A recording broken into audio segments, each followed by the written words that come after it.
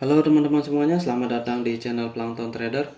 Video kali ini saya akan menganalisa candlestick lagi teman-teman. Tapi sebelumnya saya ingin menyampaikan, jika kalian ingin mendapatkan analisis yang lengkap, kalian bisa kunjungi website saya yang beralamat di planktontrader.com ya. Sini kalian cari di Google Plankton Trader, nanti akan ketemu website saya, atau kalian cari langsung planktontrader.com. Nah, di website saya kalian bisa dapatkan ebook ya, dan bisa dapatkan analisis candlestick yang lebih lengkap. Ebook di sini ada dua, ada yang berbayar teman-teman dan ada yang gratis saya bagikan. Yang berbayar ini karena semua dari apa yang saya tulis dan saya buat video di YouTube, maka saya di sini jadikan dia yang berbayar ya. Kemudian yang gratis ini adalah sebagian dari teknik-teknik yang mungkin sangat penting untuk dipelajari. Kalian bisa download yang gratis di sini ya. Yang berbayar ada di atasnya. Ini. Kemudian analisis candlestick di sini, di menu analisis candlestick ini kalian bisa dapatkan gambar, video, dan ada feedback ya. Feedback adalah sangat penting juga ya. Jadi dalam kondisi market tertentu, apa yang harus kalian cari dan apa yang harus kalian hindari. Itu ya. Kemudian di sini ada blog juga ya untuk sekedar sharing-sharing, dan ada video live trading juga. Oke, kita lanjutkan ke pembahasan teman-teman biar nggak lama. Oke, sekarang kita akan mulai menganalisa candlestick lagi. Kali ini nomor 52 ya.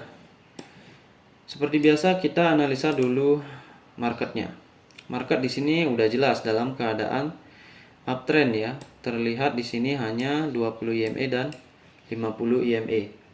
EMA yang lainnya itu masih ada di bagian bawah, pasti dia uptrend dalam time frame besar. Oke, di sini ada 23 candle. Dan candle bearish seperti biasa nomornya ada di bagian bawah sini ya. Kalau candle bullish dia pasti ada di atas nomor dari penomorannya ya, biar kalian nggak bingung. Bagi yang mau mempelajari, bagi yang nggak ya nggak apa-apa.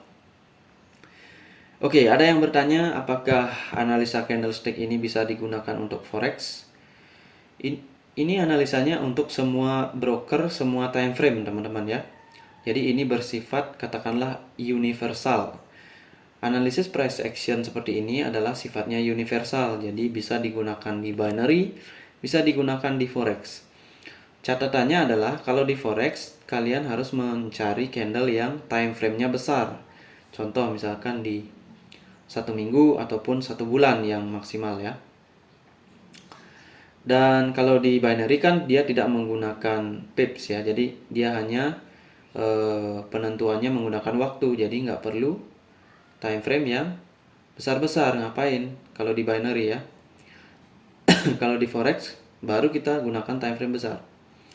Nah, contoh di sini kan kalau kalian bisa baca ini sebagai retracement setelah ada trend, tentunya setelah ranging di sini, maka ini bisa jadi target yang empuk ya. Katakanlah di sini rasio dari loss kalian hanya mau loss sekitar 15 dolar. Maka di sini rasionya udah dalam 1 minggu ataupun 1 bulan ini udah sekitar 4 ini ya. 1:4 rasionya. Jadi kalian bisa loss 15 dolar atau kalian bisa profit sebanyak ya dikali 4 lagi ya. Sekitar 60-an atau 50 dolaran ya. Ya itu kalau di forex seperti itu caranya. Ini juga kalau kalian bisa baca. Kalau di forex usahakan jangan trading scalping ya, karena scalping itu agak susah kalau di forex. Karena kalian itu akan gimana ya? Itu ibaratnya ya mencari time frame yang kecil-kecil ya, atau di time frame kecil. Itu nggak terlalu bagus dari segi winning ratio ya untuk di forex. Tapi kalau di binary itu beda cerita ya, karena binary menggunakan waktu, jadi kita cukup analisa, kemudian kita tentukan closing candlenya bearish atau bullish, analisa simple segitu aja, dan tidak memerlukan modal yang terlalu besar. Oke, itu sekedar gambaran teman-teman. Jadi analisa candlestick ini bisa digunakan di semua broker, semua time frame dan semua chart ya. Yang jelas dia harus ada candlestick. Kalau chartnya garis ya nggak bisa ya. Dan sekedar pemberitahuan, ini indikator ini digunakan bukan untuk entry ya, bukan untuk open posisi. Indikator itu untuk memberikan gambaran kita secara lebih luas. Contoh di sini EMA kan kita udah bisa baca bahwa dalam time frame besar, entahlah itu kalau kita sebut ini time frame kecil ya, ini kita sebut 1, 2, 3, 4 candle time frame kecil kita sebut. Berarti time frame besarnya ini bisa jadi 10 menit atau 15 menit, 20 menit, 30 menit ya. Dan itu digambarkan dengan EMA. Time frame besar tuh kayak gimana trennya, itu digambarkan oleh EMA. Dan juga Bollinger Band ya. Bollinger Band itu biasanya di area overbought, oversold ya. Dan juga setiap garis ini, garis Bollinger Band, garis EMA, itu bisa menjadi petunjuk indikasi akan adanya support resisten di sana. Gitu aja fungsi dari indikator ya. Jadi indikator bukan acuan untuk open posisi. Acuan untuk open posisi tetap adalah analisa price action. Oke, lanjut teman-teman. Ini udah kelamaan. Sekarang kita bahas nomor 1, candle bullish lemah. Ini bukan doji ya. Kalau doji itu yang kayak gini tanpa body. Kalau candlenya kayak gini, kalian bisa asumsikan ini candle bullish yang lemah. Tapi dia harus di ujung uptrend. Kalau dia di area konsolidasi, maka ya dia akan menjadi konsolidasi candle. Atau istilahnya ya sama dengan doji. Oke, kemudian nomor 2, kita tidak bisa open buy atau sell di sana. Lebih baik tunggu ya. Dan nomor 2, terjadi candle breakout bearish. Maka apa yang di breakout di sini ya, ujung ini atau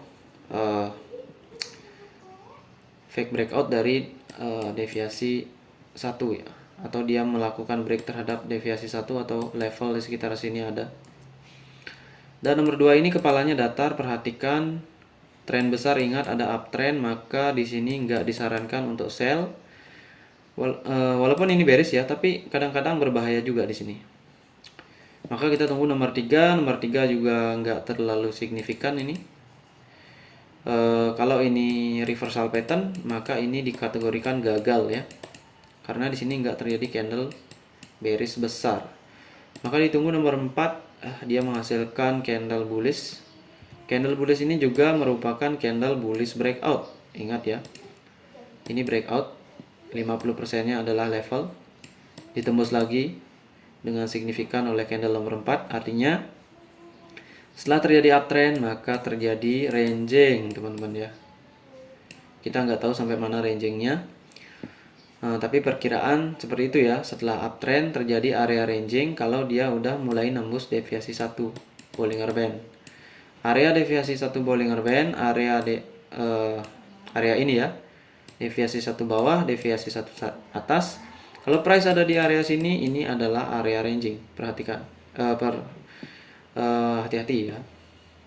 Hati-hati di area itu. Kemudian kita tunggu nomor 5, dan nomor 5 itu adalah konfirmasi candle retracement. Kenapa begitu? Karena kalau ini nomor 4 adalah hanya retracement ya, dalam artian ini candle retracement, maka di sini harusnya terjadi candle bearish signifikan atau candle bearish yang melanjutkan tren ini. Tapi ternyata nggak ada tren besar uptrend, maka di sini diputuskan terjadi ranging, dan ini adalah retracement yang mengandung buying pressure karena resisten ada di ujung nomor 1.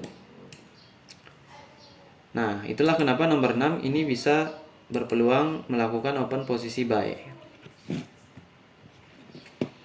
Setelah nomor 6 terbentuk, kita ketahui candlenya ini terlihat kuat ya.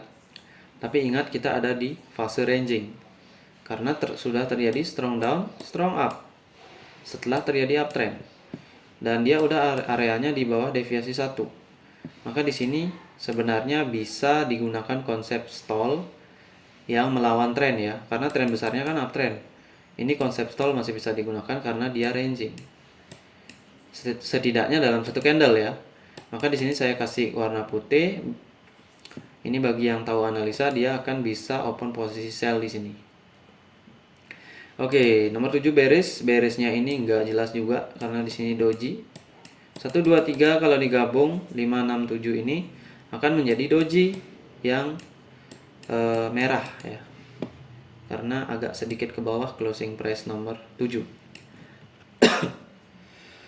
Kemudian nomor 8 kita tentu tidak bisa mengambil kesimpulan ya.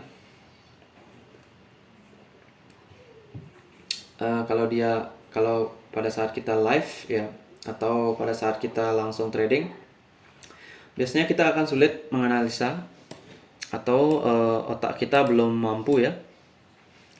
Karena di sini kita pasti akan melihat formasi candle, tentunya di sini candle doji, dan ujungnya ini kita akan anggap sebagai support dan resisten. Jadi kita nggak tahu akan terjadinya breakout ini ya. Tapi setelah terjadi, alasan ini kenapa breakout besar begini, ada yang tahu kenapa alasannya? Karena marketnya ranging ya. Setelah dia strong down, strong up, maka dia akan strong down lagi. Gitu. Itu alasan dari ini. Nomor 8. Kalau di nomor 5 6 7 ini cenderung dalam trading kita akan menganggap ini uptrend dan siapa tahu akan bullish seperti itu. Tapi konteks marketnya ini ranging, dia menjadi seperti ini. Itu yang harus kita kombinasikan ya.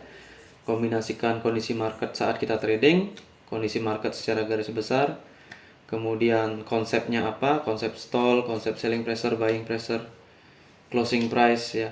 Kemudian pemahaman terhadap doji, karena setiap doji ujung ekornya adalah support resisten. Ya itu. Kemudian nomor 8, apakah kita bisa open posisi sell? Di sini saya nggak yakin ya, masalahnya closingnya ini tepat di ujung ekor nomor 3. Siapa yang tahu di sini akan terjadi ranging lagi balik ya, strong up, maka di sini bisa bullish. Maka saya nggak sarankan di sini open posisi sell. Ternyata nomor 9 membentuk bearish candle. Artinya di sini kan breakout nih. Karena yang nomor 3, 2, 3, 4 kalau digabung ini signifikan doji bearish ya. Signifikan doji bearish. Ini ditembus. Ini adalah lower high, lower low. Dan di sini lihat ditembusnya deviasi middle Bollinger Band ya dengan 20 EMA. Artinya di sini signifikan level yang bisa kita jadikan resisten karena dia udah ditembus. Karena asumsi kita di sini akan terjadi penerusan tren. Kalau dia mau ranging, dia seharusnya udah membuat buying pressure di sini ya. Gitu, di candle nomor 9. Tapi ternyata nomor 9 malah jadi bearish, maka dia pasti meneruskan tren. Nah, nomor 10 ini perhatikan, dia menembus deviasi satu bagian bawah. Tetapi tren besar uptrend ya. Hati-hati di area ini dia perlu ranging karena 1 2 3 4 sudah bearish, ini pasti loss momentum ya kan? Atau setidaknya kita akan berpikir ini kemungkinan loss momentum ada karena dia sudah banyak bearish. Dan apalagi tren besarnya uptrend, jadi bullish pasti akan ada untuk retracement.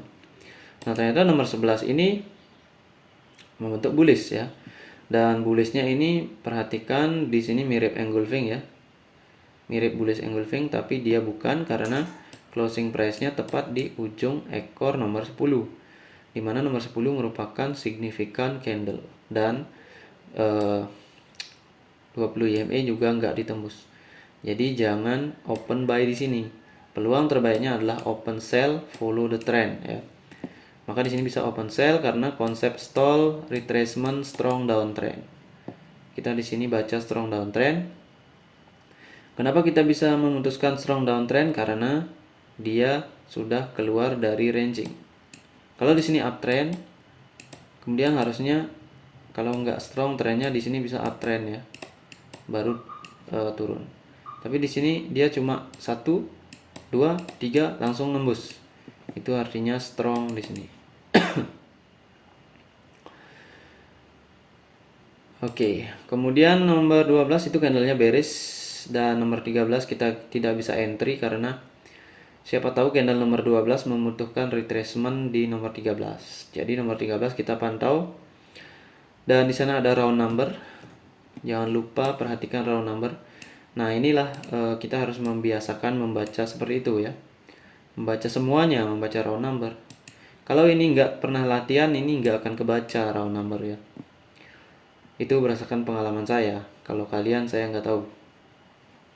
Oke, di sini 12-13 membentuk lower high lower low, dengan nomor 13 adalah merupakan significant candle ya. Karena di sini adalah bearish hammer ya. Bearish hammer yang dia closing price-nya di bawah round number ya. Jadi di tengah-tengahnya ini seperti yang pernah saya jelaskan ada resisten ya. Dan perhatikan nomor 13, walaupun ini terlihat seperti rejection ya, yang menembus 50 EMA, tapi perhatikan dia ke bawahnya ini sudah panjang ya, ini udah 50%. Jadi ini bukanlah rejection kalau kalian paham. Kalau rejection itu dia harus lebih pendek ya. Dia harus lebih pendek atau segitulah. Kemungkinan di sini akan terjadi buying pressure. Tapi ini udah dalam banget. Itu bukan rejection. Itu penembusan ya. Penembusan tren, kemudian dia balik hanya untuk retracement ya. Jadi baliknya ini mengandung retracement, bukan mengandung tren. Maka di nomor 14 kita bisa sell ya, karena konsep ini ya. Dan 50 EMA mulai datar juga. Dan juga kita asumsikan strong trend di sini. Dan setelah nomor 14 kita ketahui nomor 14 tidak menembus ekor nomor 13 dengan signifikan. Ini kan di sini, tapi ini malah close di sini. Artinya dia udah ada indikasi kehabisan energi ya. Dan di sini bisa terjadi doji, kita nggak tahu. Jadi nomor 15 kita tunggu untuk observasi. Nomor 15 membentuk bullish engulfing ya teman-teman ya. Karena nomor 15 sudah close di atas ekor ini signifikan ya. Ini juga signifikan, jadi opening closingnya ini cukup signifikan. Jadi kita tunggu di sini bullish engulfing, tapi jangan langsung open posisi buy. Kita lihat areanya ini di area deviasi 1 dan 50 EMA, dan juga ada 20 EMA yang mengarah downtrend. Jadi siapa tahu di sini terjadi retracement. Dan ternyata nomor 16 ini terjadi retracement ya. Nah, ini mendapatkan rejection teman-teman ya. Tuh, rejection dari deviasi 1. Ini yang saya katakan tadi rejection bedanya dengan yang bukan ya. Ini bukan kalau udah dalam. Atau di sini 50%, di sini kan dikit banget ya. Dikit turun. Ini rejection. Nah, di sini kemungkinan terjadi beres lagi. Di sini saya nggak sarankan open buy. Kenapa? Karena 20 EMA turun ya. Kemudian 50 EMA naik. Ini apa yang mau kita andalkan? Kalau setidaknya 20 EMA ada di bawah, kita bisa buy di sini ya. Tapi 20 EMA ada di atas kita, di atas price. Oke. Kemudian kita tunggu nomor 17 beres. Tapi ingat di sana dia closing di 50% body. Artinya di sini 50% ini berfungsi sebagai support. Dan di sini berarti nggak terjadi yang namanya ranging di sini ya. Siapa tahu ini aktif ya. Ini kan nanti pada akhirnya aktif ya. Kemudian nomor 18 kita bisa buy di sini. Tetapi di sini saya nggak sarankan buy, tetapi Kenapa? Karena saya mencurigai di sini akan terjadi turun sini ya. Saya mencurigai di sini terjadi ranging ke resisten, kemudian ke support. Dan dia akan melewati 50 EMA ini dengan mudah. Saya berpikirnya begitu. Jadi nomor 18 saya nggak sarankan untuk buy. Ternyata nomor 18 itu candlenya bullish ya, tapi dia bullish yang nggak jelas nih. Dia ini nembus atau tidak. Tapi di sini gagal ya. Karena kalau dia sukses, dia seharusnya nembus 50% body ini. Nomor 17. Atau dia terjadi candle bullish besar. Tapi nggak jadi. Berarti kita ragu-ragu. Dan deviasi 1 juga masih di atas kita. Kemudian kita tunggu nomor 19. Ternyata nomor 19 itu candlenya bearish kecil. Nah, di sini mengindikasikan bahwa rejection deviasi 1 ini nggak berfungsi di sini. Dan dia menjadi konsolidasi dalam bentuk descending triangle ya. Kalau kalian belajar chart pattern di forex ada namanya descending triangle. Itulah yang bagus banget ya. Tuh, ini kan ada descending triangle. Lihat hasilnya sampai atas ini. Kalau ini candle forex 1 bulan, wah lumayan ya. Oke, nomor 19 kita nggak yakin, nomor 20 kita nggak yakin juga. Jadi kita tunggu. Ternyata nomor 20 candlenya bullish dan terlihat cukup signifikan ya, karena dia menembus deviasi 1. Ini kalian lihat di sini candlenya ini cukup strong ya, terlihat karena ini deviasi 1 teman-teman. Kalau dia mau ke atas, deviasi 1 harus dilewati dulu. Nah, kita nggak tahu di sini karena dia juga datar nih kan kepalanya. Kita nggak tahu ini apakah resisten atau bukan sekarang. Sekarang tunggu retracement di 21. Dan 21 menghasilkan candle doji ya. Ini doji. Walaupun ini merah, ini udah tergolong doji teman-teman ya. Kalau kayak gitu udah yang namanya doji buying pressure nih. Karena dia mendapatkan rejection dari deviasi 1. Dan ini bukan candle bearish lemah. Ini doji. Termasuk kategori doji. Maka di sini bisa kita asumsikan akan terjadi breakout. Kenapa? Karena ada rejection dari deviasi 1 bagian bawah. Maka di sini kita bisa ambil peluang buy. Kalau di sini dia terjadi ranging kembali ke sini ya. Di sini harusnya dia sudah membuat fake breakout atau candle bearish signifikan. Bukan membuat doji. Doji itu hanya retracement. Oke, ternyata nomor 22 breakout ya. Dia breakout 20 EMA. Kemudian middle Bollinger Band. Perhatikan 20 EMA kena, middle Bollinger Band kena. Nah, di sini terbentuk lower high, lower low. Higher high, higher low, sorry. Dan ini adalah breakout candle. Maka di candle nomor 23 kita bisa buy lagi dengan mengandalkan ini 20 SMA atau middle Bollinger Band sebagai support kita atau backup kita. Oh, di sini saya buy juga ya. Nah, di sini saya buy juga ini waktu itu. Kemudian di sini juga breakout candle ya, besar banget. Tapi perhatikan di sini walaupun higher high higher low, ini bisa jadi doji di sini kecil. Nggak tahu bullish atau bearish.